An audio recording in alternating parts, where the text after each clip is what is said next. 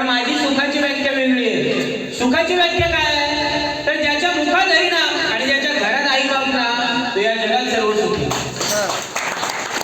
कारण सुखासाठी कोणी उपवास केले तर कोणी रोजा ठेवला, कोणी पंढरपूर केले तर कोणी काशी केली, पण या जगात सर्व सुखी तोच ठरला ज्याने आपल्या घरात आई बाप पोचला, ज्याने आपल्या घरात आई बाप पोचला. म्हणून आज ही सुखाची व्याख्या झाली. या जगामध्ये समाधानी असणं गरजेचं आहे. श्रीमंत तर सगळेच आहेत पण समाधानी कोण नाही. पण या जगामध्ये श्रीमंत कोण आहे ज्याने आपल्या आई बापाला मरेपर्यंत ज्याने सांभाळला ना तो या जगात सर्व श्रीमंत आहे. म्हणून सांगतोय बघा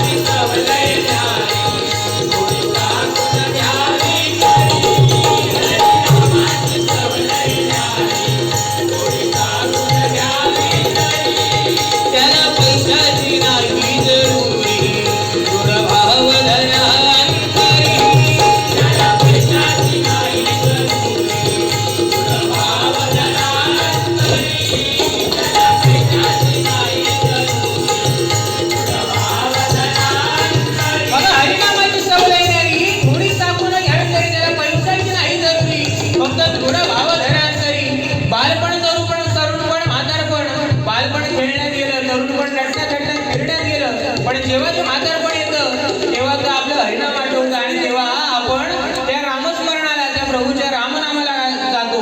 पण त्यावेळी आपली जी जीभ जी असते तोपर्यंत झोपडी झालेली असते. तेव्हा आपण जरी आपसुक असा राम राम जरी घेतलं तरी त्या परमेश्वरापर्यंत ते लांब लांबच जातं. म्हणून जोपर्यंत आपल्या देहात प्राण आहे, जोपर्यंत आपल्यामध्ये सामर्थ्य आहे तोपर्यंत हरिनाम हे नक्की केलं पाहिजे. कारण संत कवी सांगून गेले दिन के 8 प्रहर 4 प्रहर धन्य गया 3 प्रहर गया सोय, पण एक प्रहर हरिनाम ते बिना मुक्ती कहा से होय. हे संत कवी सांगून गेले. त्यामुळे हे हरिनाम घेणं गरजेचं आहे. साक्षात गांधारी 100 कौरवांची माता गांधारी त्या मृत्यूशय्येवर जेव्हा पडलेली होती ना तेव्हा सुद्धा तिने लास्टला त्या श्रीकृष्णाचा धावा केला. श्रीकृष्ण त्या ठिकाणी प्रगट झाले आणि तिला इच्छित असा वर मागायला सांगितला की माते तुला असं इच्छित असं वर माग. त्यावेळी ती गांधारी काय म्हणते की मला पुढच्या जन्मी सर्वात जास्त दुःख दे, मला पुढच्या जन्मी सर्वात जास्त दुःख दे. श्रीकृष्ण चकित झाले. श्रीकृष्ण गांधारीला म्हणतात की अगं माते जर लोकांना जर मी विचारलं असतं तर लोकांनी सुख मागितलं असतं, गाडी बंगले पैसा अडका मागितला असता, पण तू मला सर्वात पुढच्या जन्मी सगळ्यात जास्त दुःख मागते. तेव्हा ती गांधारी म्हणते की जर मी सुखात असेल, जर मी समाधानात जर असेल ना तर पुढच्या जन्मी मला तुझा नक्की विसर पडेल, पण ज्यावेळी जेव्हा दुःखात जेव्हा असेल ना तेव्हा तुझा नक्कीच तुझं नामस्मरण केलं जाईल. तुझ्या मुखात माझ्या मुखामध्ये नक्कीच तुझं नाव असेल, म्हणून मला सगळ्यात जास्त दुःख देईल. धन्यवाद.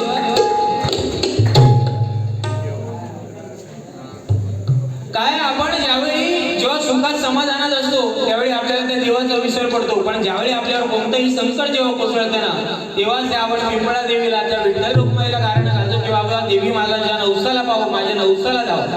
पण या जगात सर्व सुखी असलं पाहिजे, सगळ्यात समाधानी असलं पाहिजे. समाधानी म्हणजे काय? समाधानी असणं म्हणजे काय तर आपलं घर सुख, आपल्या घरात सुख, तर आपण समाधानी जर तुम्हाला जर व्हायचं असेल ना तर घरच्या लक्ष्मीला नेहमी हसत खेळत ठेवा. घरच्या लक्ष्मीला जर हसत खेळत जर ठेवायचं असेल ना तर फक्त तिचं तोंड भरून कौतुक करा.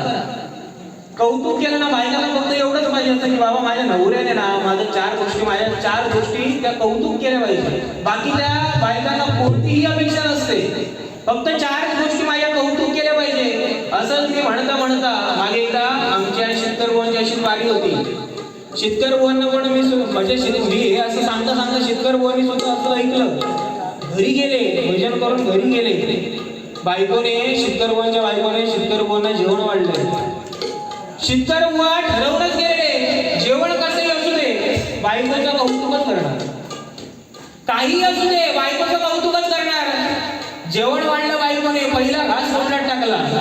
ओ 2 दगड भेटले, 2 दगड भेटले. शेतकरी बुवांनी कसे ते चावून चावून त्याचा चुरा केला आणि उभा केला आणि खात बसले. पण बायकोला काय सांगताय, अगं काय तुझ्या हाताला चव, अगं काय तुझ्या हाताला चव. बायको म्हणते गम गिळ गुलामा, बायको म्हणते गम गिळ गुलामा. शेतकरी बुवा चक्की सोडून झाले आणि बायकोला म्हणतात अगं काय एवढी वर्ष कधी कौतुक केलं नाही, आज पुढे तुझं कौतुक करतोय तर तू मला उलट बोलतेस. तेव्हा ती बायको म्हणते की एवढी 20 वर्ष आपल्या लग्नाला झाली, तुम्हाला कधी माझं कौतुक सुचलं नाही आणि आज घरचा सिलेंडर संपला म्हणून त्या पाटलीकडची भाजी आणली तर तिचं आज कौतुक तुम्हाला झालं. तर बायकोचं कौतुक नक्की करा, पण ती वाटी आपल्या घरातली की शेजारच्याची आहे ती नक्की आधी ओळखायला शिका. म्हणून सांगतोय बघा, हरिनामाची सवलई न्यारी, थोडी चाकून घ्यावी तरी. हरिनामाची सवलई न्यारी, थोडी चाकून घ्यावी तरी.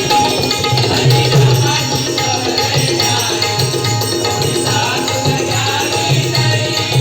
त्याला पैशाची नाही जरुरी, दृढ भाव धरा अंतरी. त्याला पैशाची नाही जरुरी, दृढ भाव धरा अंतरी. त्याला पैशाची नाही जरुरी, दृढ भाव धरा अंतरी. लंपतीच रावण असून राम नामे गेला रंगून. तो लंकेचा रावण, तो सुद्धा रामनामामध्ये तल्लीन झालाय.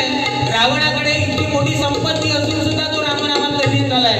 रावणाला आपण दुष्ट म्हणतो, आपण रावणाला राक्षस म्हणतो का, तर त्याने त्या सीतेमाईचं अपहरण केलं म्हणून.